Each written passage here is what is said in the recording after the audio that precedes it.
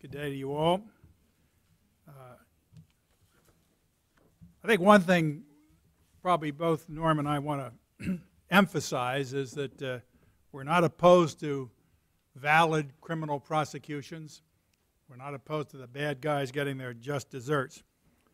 Indeed, if there are real crimes committed by real criminals, we know that punishment has to ensue for all of the familiar reasons. During my career, I've had the chance to work both sides of the aisle in the courtroom as a federal prosecutor and more recently as counsel for defendant in criminal cases brought by the Department of Justice. As has been pointed out, there is a recent strong focus on the concept of over-criminalization. The unconventional coalition that Norm described is clearly evidence of the fact that this is a pervasive issue that reaches across party lines and really is of considerable concern to the members of the bar on both sides of the aisle.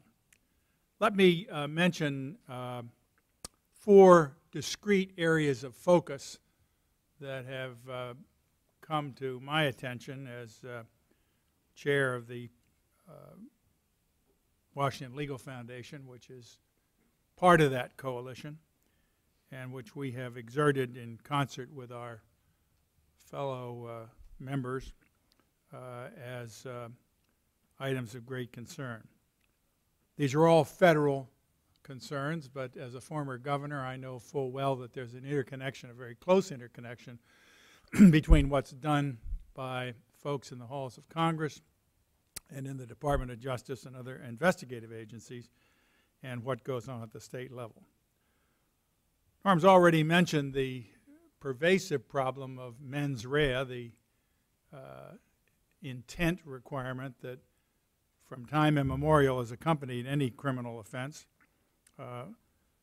We have somewhere around 100 different mens rea requirements in the federal, or what masquerades for a federal criminal code today. And sometimes that requirement is absent altogether from legislation that has been passed. Secondly, the problem of vagueness that has been mentioned, the fact that courts are unable to determine precisely what the elements of the crime that Congress has passed are. And more recently, the Supreme Court has acted to strike down a significant criminal statute on vagueness grounds. It grew out of the Enron situation. And Justice Scalia, dealing with the so-called crime of theft of honest services, noted that without more precision, that the following consequences would ensue. He said, and I'm quoting, "Without some coherent limiting principle to define what the intangible right of honest services is, whence it derives, and how it is violated, this expansive phrase invites abuse by headline-grabbing prosecutors in pursuit of local officials, state legislators, and corporate CEOs who engage in any manner of unappealing or ethically questionable conduct." That opens an avenue for prosecution that is virtually limitless. And it was too much for the Supreme Court to countenance, and they struck down the conviction of Jeffrey Skilling, who was involved in the Enron fraud on those grounds. The third area that I think is worthy of attention is the whole area of corporate liability. Of course, the notion of respondeat superior has been present in tort law from time immemorial. It was only in the early 1900s that it was extended into the criminal area, and it has created a considerable amount of confusion. It's very hard sometimes to justify the imposition of criminal liability on a corporation because of the action of a rogue employee. But it is very difficult oftentimes to square the statutory language with the notion of unfairness in this respect. The infamous case of Arthur Andersen, one of the major public accounting firms in this country, which was involved, not incidentally, in the Enron case, is an example of the ill that can be done by attaching liability to the corporation for acts of one group within that corporation and not countenanced by the management. The company with the criminal charges, Arthur Andersen, went out of business. Many employees were thrown out of their jobs, and a general discombobulation in the auditing field was initiated. Of course, the conviction, when it reached the Supreme Court, was ultimately overturned. That didn't do much for those people who had lost their jobs, their livelihood, and those who had to pay a similar price. So we've had new guidelines enunciated by the Department of Justice in the last decade or so. And I say new guidelines because there have been about half a dozen different guidelines that have been put out there to lay down a marker as to when the acts of an employee or an office or a group of employees can be attributed to the corporation for criminal purposes. And the consequences for a corporation are large in terms not only of their standing within the community, but their debarment from government contracts, the follow-on civil suits that result by way of class action suits or derivative suits that impose severe liability. Finally, the fourth area that I think is worthy of some focus is the one that Norm mentioned, and one that he wants to lay off on you folks. But in truth, it is the regulatory overreach that results from the almost automatic addition to any regulatory statute of a final section which says any violation of the foregoing, of regulations issued under the foregoing shall be a criminal offense punishable by thus and such. The estimates, and strangely enough, Norm's more conservative than I, the estimates I've seen run to up to 300,000 offenses that may be on the books in one way or another as a result of this kind of reflex action.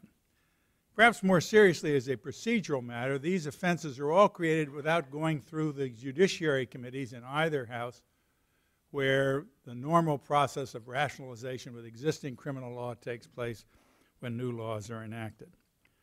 So you have those four areas: mens rea, vagueness, corporate liability, and regulatory offenses, which command the attention of those of us who are concerned about over-criminalization. There's more to be sure, but let me defer for the moment any further discussion of this while we talk about, having gotten us into this hole, what maybe you can do to help us get out of it. So thanks very much for having me today. You're a witness.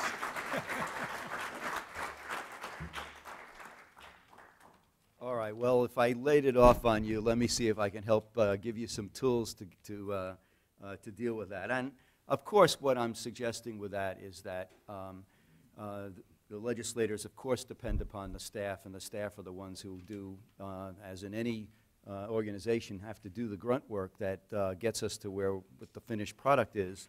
And look, if the legislator intends to do, for example, that last phrase that that I read from that statute in the Violence Against Women Act, okay, it'd be helpful if they really understood what the ramifications of that kind of language could be in the real world. But if not, it'd be also very good to know, gee, maybe I don't really want that to be in there. So here are my takeaways for you. First of all, in any bill, identify all of the criminal provisions. Look carefully at the language to see where it triggers, where shall be punished by or shall be a violation of language appears. Secondly, ask yourselves, whether you're a lawyer or not, is there a clear, precise, and understandable intent requirement that the average person can understand? Will your neighbor understand what this means if they were engaged in whatever the enterprise is? The third thing, ask this: is it needed? Is it something, first of all, is it needed in two senses? Is it something that if a person intentionally did what the law is trying to forbid, it's something that should be a crime? That's number one. And secondly, is it needed in the sense of, do we already have crimes on the books that cover this? Because when you look at the federal statutes, if you look at mail fraud, if you look at wire fraud, if you look at obstruction of justice or lying to a federal official, you know, you've covered a lot of criminal behavior. And it's there, and it's been, those statutes have been there, and they should be there. I'll be honest and say they should be there.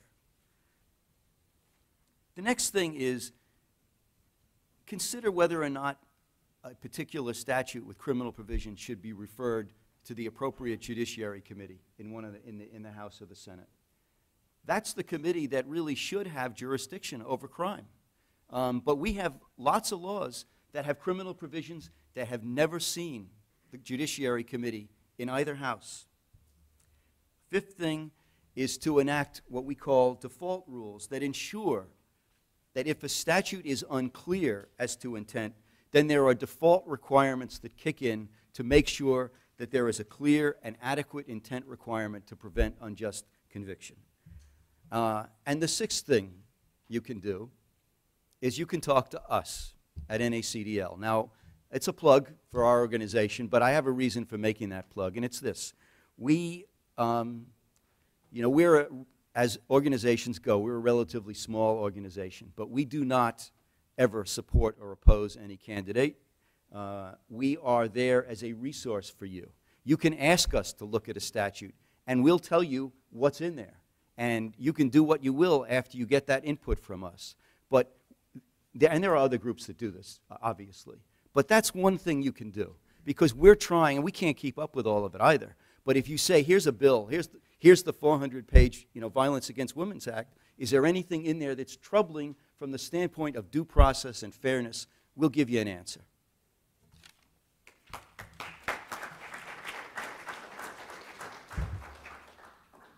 I feel I should rise to second the motion, but let me try to offer my own read on a couple of these suggestions that Norm has made. First of all, I think it's quite clear that with regard to mens rea, there ought to be a very crisp definition of the required mens rea in every criminal statute that is passed. And a review should be undertaken of existing law to determine where that's absent. In the other situation where there's no mens rea requirement, which runs counter to our tradition at the criminal law, there should be, as Norm suggests, a default mens rea which governs any kind of activity for which there's no specific requirement. Secondly, with regard to the concern about vagueness, I think that part of the problem is that a vague statute gives a very wide latitude to a prosecutor who is targeted a particular normally high-profile defendant for prosecution. And while the court acted commendably in the Skilling case to deal with the problem of vagueness by throwing out the conviction, better to deal with that at the front end, in my view, and that would involve a very careful review process within the Department of Justice of high-profile, unique prosecutions, something that is not regularly undertaken and involves a good bit of judgment, but it saves a lot of time and effort and reputation when contrasted with an ill-advised prosecution. There's another more drastic remedy that I came across in a case that we handled at the Washington Legal Foundation for a defendant who was prosecuted in the federal courts on environmental charges. And lo and behold, he turned around and sued after his acquittal the prosecutor.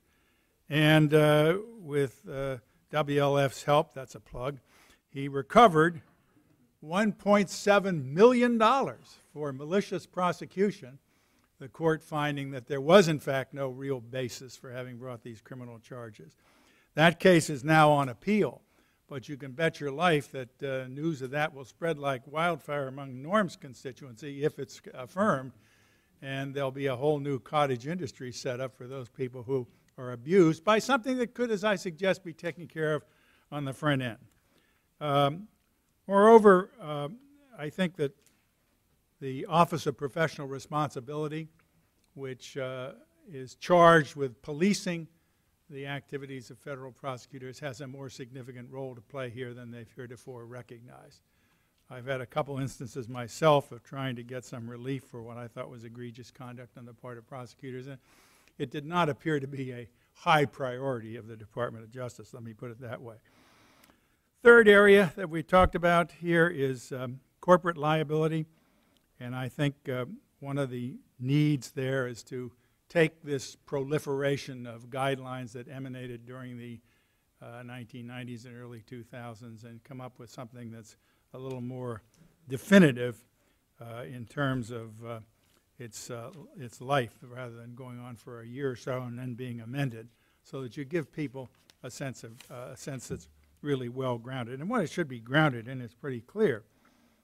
If you're not going to prosecute every potential criminal case, you have to look and see what standards you lay down. And the standard that's suggested in one of those guidelines, I think, provides a pretty good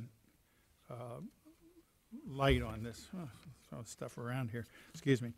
One of the penultimate memoranda that was issued by the Deputy Attorney General's office noted, and this was quite a breakthrough, it said, it may not be appropriate to impose liability upon a corporation, particularly one with a robust compliance program in place, under a strict respondeat superior theory for a single isolated act of a rogue employee. Well, that's pretty self-evident, but at least indicates some breach in the wall of corporate liability that may be more equitable in its nature, by recognizing that if a compliance program is in effect and ethical guidelines have been promulgated and observed, it may well be not worthy of prosecution as a corporate crime, but restricted to the actor, him or herself. Finally, on the question of regulatory offenses, clearly this is going to be quite a difficult thing to deal with. But I would suggest, as one of my colleagues in the Department of Justice who has worked in this area, a fairly simple answer. One, first of all, begin by repealing all current criminal provisions in regulatory legislation, and then restricting any criminal prosecutions that are brought in for violation of those regulatory codes to two areas. One, where there's significant harm to persons or property, the traditional response of the criminal law, and to those institutions designed to protect persons or property. Secondly, where there's a pattern of repeated offenses which could command a justification for using the criminal law at all. There is one overall solution which I regard as ideal to this entire problem, but it is much more theoretical than real. Back in the 1970s, it was recognized that we had no criminal code worthy of the name, that a commission headed by former Governor Pat Brown of California, and drawing on the work of the American Law Institute in the Model Penal Code, prepared and forwarded to the Congress a bill that was designed to create a true criminal code. And many of the states have used that same mechanism. But unfortunately, it was in the immediate post-Watergate era. I was the head of the criminal division in the Department of Justice and fell on my sword many times in the effort to see this legislation through. And it did have some appropriate champions in Congress. But there was so much turmoil in the whole criminal justice area following the Watergate era that it finally died on the vine. And there are very little prospects of it being rejuvenated. I was naive enough to think when I became Attorney General 15 years later that I would be able to resuscitate this corpse and put it back. And I gave a very glowing speech to the American Law Institute annual meeting and promised that I would exert myself to see it happen. Well, it ended up a big thud because it had no champions in the Congress. And I see no present champions in the Congress today. But clearly, ideally, in the perfect world, that is what we would have, a true criminal code worthy of the name that would deal with all of these problems at one fell swoop. But I'm, as I said, realistic and recognize that that just ain't going to happen. Let me close on the discussion of remedies with an observation that I think bears some repeating, and I will share it with you as follows.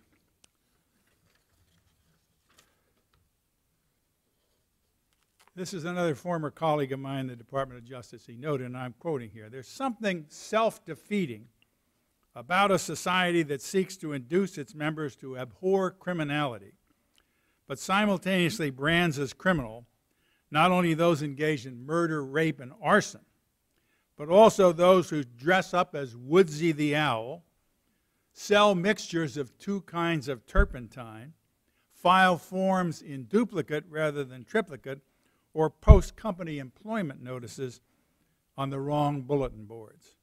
These are all, incidentally, offenses under what masquerades for our criminal code today. The stigma of criminal prosecution," he continues, "is dissipated by such enactments, and the law loses some of its capacity to reinforce moral precepts and to deter future misconduct. Our criminal sanctions should be reserved for only the most serious transgressions, and to do otherwise, in fact, can cause disrespect for the law." Ponder that as you walk away from this discussion today. It's not purely theoretical. It's not a drafting problem. It's a problem of what kind of character this nation evidences in the passage of the criminal laws that we have. Thank you all for your attention. I think we'll have some time for questions.